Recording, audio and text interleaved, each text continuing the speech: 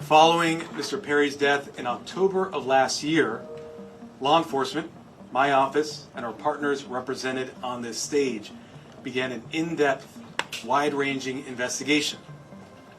That investigation has revealed a broad, underground criminal network responsible for distributing large quantities of ketamine to Mr. Perry and others. This network included a live-in assistant, various go-betweens, 2 medical doctors, and a major source of drug supply known as, quote, the ketamine queen. We charged 5 defendants in this matter. These defendants took advantage of Mr. Perry's addiction issues to enrich themselves. They knew what they were doing was wrong.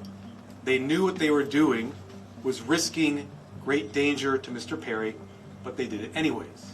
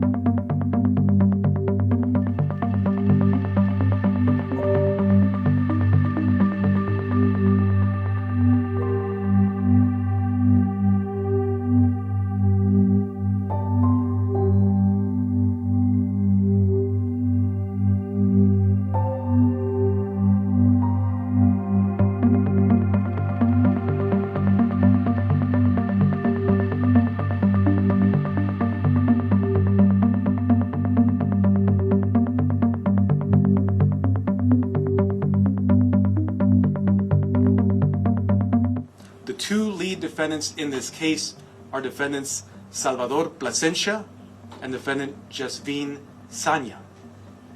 First, I'll talk about defendant Plasencia.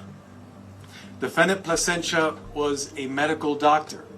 He worked with another medical doctor, defendant Mark Chavez, to obtain ketamine. He then worked with Mr. Perry's live-in assistant, defendant Kenneth Iwamasa, to distribute that ketamine to Mr. Perry.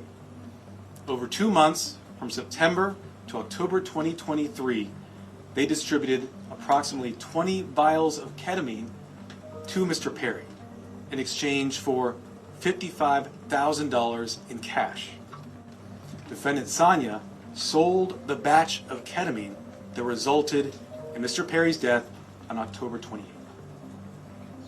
Officers later searched defendant Sanya's home. During that search, they found what amounted to a drug-selling emporium. They found 80 vials of ketamine, thousands of pills containing methamphetamine, cocaine, bottles of Xanax and other illegally obtained prescription drugs, and drug-selling paraphernalia including scales and ledgers.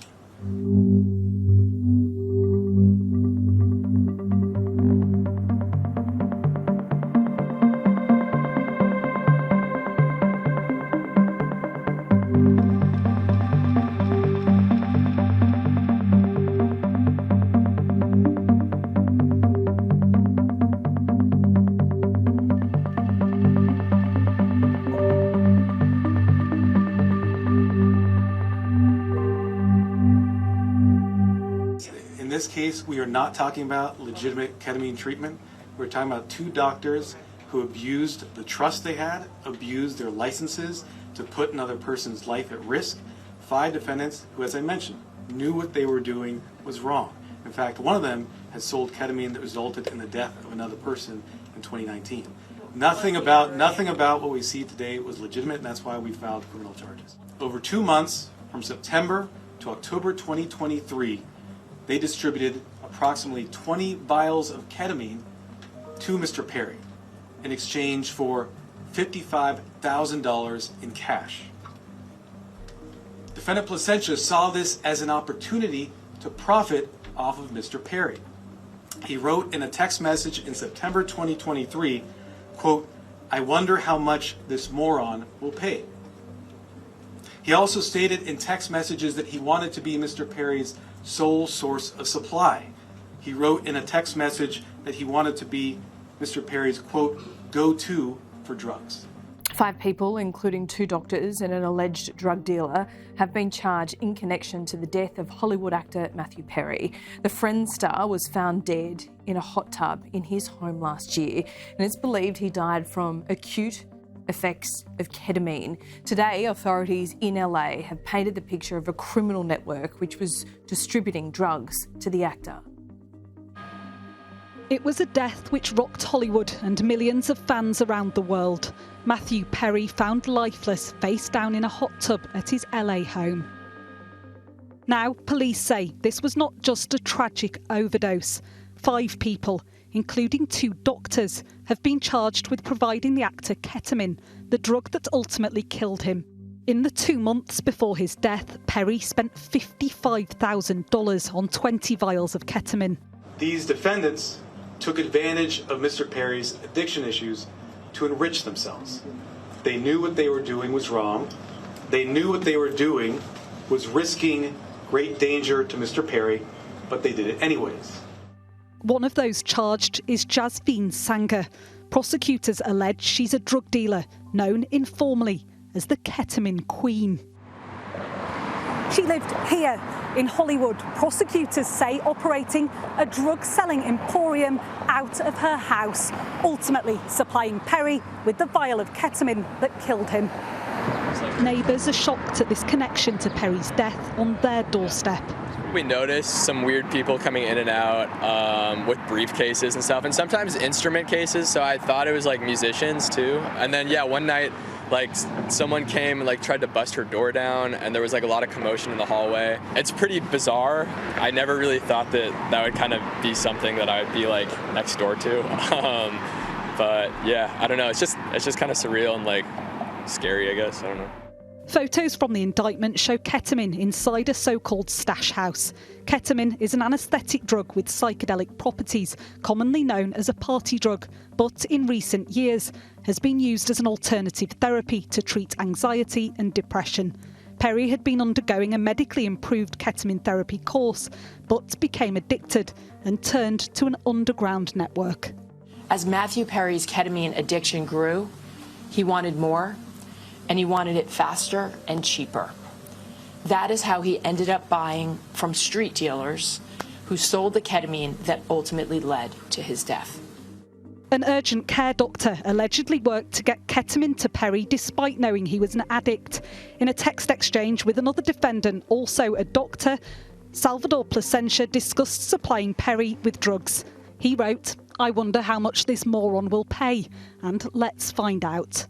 The charge sheet alleges the defendants would use coded language to discuss drug deals, including referring to bottles of ketamine as Dr. Pepper, cans and bots. Perry's family praised police for pursuing the suspected drug dealers. In a statement, they said, "We were and still are heartbroken by Matthew's death, but it's helped to know law enforcement has taken his case very seriously. We look forward to justice taking its course." 2 of the defendants appeared in court today to hear the charges against them. At the centre of this case, an actor who entertained millions, but whose death was sad, lonely, and now potentially criminal. Martha Kellner, Sky News, Los Angeles.